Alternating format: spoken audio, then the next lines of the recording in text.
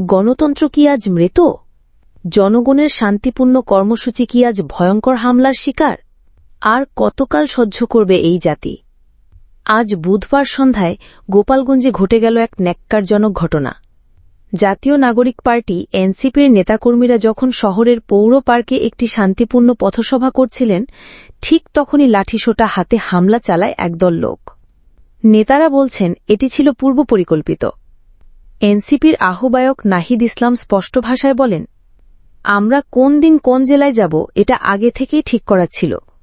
মুজিববাদী সন্ত্রাসীরা, নিষিদ্ধ ঘোষিত সন্ত্রাসী ছাত্রলীগ, আওয়ামী লীগ ও তার অঙ্গ সংগঠনের সন্ত্রাসীরা গোপালগঞ্জে আমাদের উপর হামলা করেছে। এটা ছিল একরকম জঙ্গি কায়দায় হত্যা চেষ্টা। ঘটনার পর রাত 9:30টায় খুলনা প্রেসক্লাবে সংবাদ সম্মেলন করেন এনসিপি নেতারা। উপস্থিত ছিলেন দলের শীর্ষ নেতারা আফতার হোসেন, হাসনাত আবদুল্লাহ, সার্জিস আলম, সামান্তা শারমিন ও তাসনিম জারা। তারা জানালেন, পথসভা সফল হয়েছিল, জনগণের ব্যাপক অংশগ্রহণ ছিল। কিন্তু সভা শেষে গাড়িবহর যখন শহর ত্যাগ করছিল, তখনই হামলা চালানো হয়। এমনকি পুলিশের গাড়িতে আগুন, ইউএনওর গাড়িতে হামলা, সব মিলিয়ে এক ভয়ঙ্কর পরিস্থিতি। আমরা গোপালগঞ্জের মানুষের সমস্যা শুনতে গিয়েছিলাম, কিন্তু আমাদের অভ্যর্থনা জানানো হল লাঠি, আগুন আর রক্ত দিয়ে। এই ঘটনার পর এনসিপির মাদারীপুর ও শরীয়তপুর কর্মসূচি স্থগিত করা হয়েছে।